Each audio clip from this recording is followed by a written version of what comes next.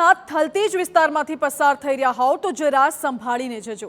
આવતા જતા લોકો કે વાહનો પર તમારું ધ્યાન હોય કે ન હોય, પરંતુ આકાશ તરફ ચોક્કસ નજર રાખજો, કેમ કે જો તમે બેધ્યાન રહ્યા તો પછી તમારા પર એવી આફત ત્રાટકશે કે તમે બિલકુલ નહીં બચી શકો। જરા પણ આડું અવળું ધ્યાન ગયું તો પછી તમારા પર નિશ્ચિતપણે થશે સૌથી ખતરનાક એર સ્ટ્રાઇક।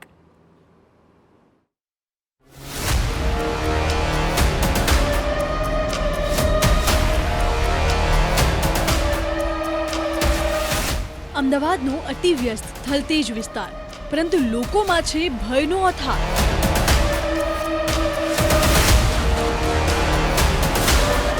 અહીંના ટાઇટેનિયમ સ્ક્વેર કોમ્પ્લેક્સના 4 રસ્તા પરથી પસાર થતા લોકો રોડ પર નહીં પરંતુ ઉપર જોઈને ચાલે છે, અને તેનું કારણ છે માથા પર મંડરાતી આફત।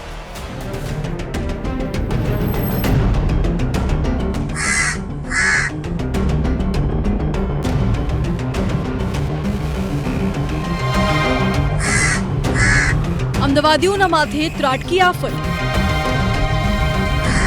કાગડાની એર સ્ટ્રાઇક। એક પછી એક લોકો પર કાગડાની એર સ્ટ્રાઇક।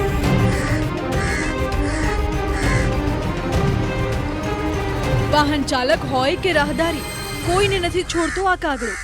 છેલ્લા અઠવાડિયાથી કરે છે, સવારે સાંજે સુધી કમસે કમ લોકોને આપણે ગણતરી નહીં રાખીએ, પણ જેટલે પબ્લિક આવે એની ઉપર એટેક કરે છે।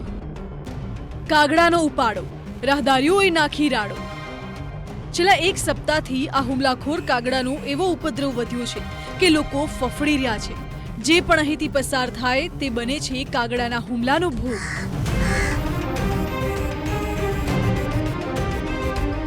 છેલ્લા એક અઠવાડિયામાં જ આ કાગડાએ 500થી વધુ લોકોના માથામાં ચાંચ મારી તેમને કર્યા છે ઘાયલ।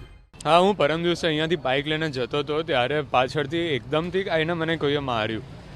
જોયું તો ખબર પડી કે કાગડો હતો, પછી જોયું તો સહેજ લોહી નીકળ્યું હતું, અને એવું પછી મારે ડૉક્ટર જોડે જવું પડ્યું। સવારના ટાઈમે હું નીકળતો હતો ત્યારે અચાનકનો કાગડાએ અટેક કરેલો, પછી જોયું તો આ કાગડો હતો। પછી બધા અહીંથી નીકળતા ટાઈમે પણ ઉપર જોવે છે કે કાગડો છે એ રીતના। કેમ વિફર્યું કાગડો? લોકોનું કહેવું છે કે થોડા દિવસો પહેલા કાગડાએ ઝાડ પર ઈંડા મૂક્યા હતા, પરંતુ ઈંડા નીચે પડી જવાથી કાગડો વિફર્યો છે અને રસ્તે આવ જા કરતા દરેક રાહદારીઓને બનાવે છે નિશાન।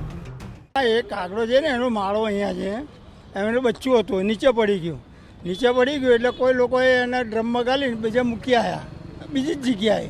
એટલે એને પક્ષીને કેવું કે જ્યાં જગ્યાએ મારું બાળક હોય ત્યાં જાય બચ્ચા જોડે, ના મળે એટલે ગમે એને ચોચ મારી દે। મને તો રોજાના 3-4 વખત, પણ આમ કરવું પડે મારે, નહીં તો ચોચ મારી દે। કાગડાએ એવો ઉપદ્રવ મચાવ્યો છે કે લોકો પોકારી ઉઠ્યા છે ત્રાહિમામ।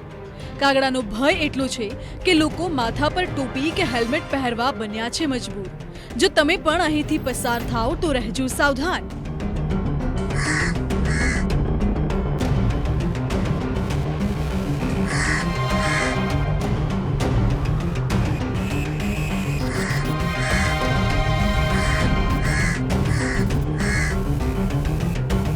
મિહિર સોની, TV9, અમદાવાદ।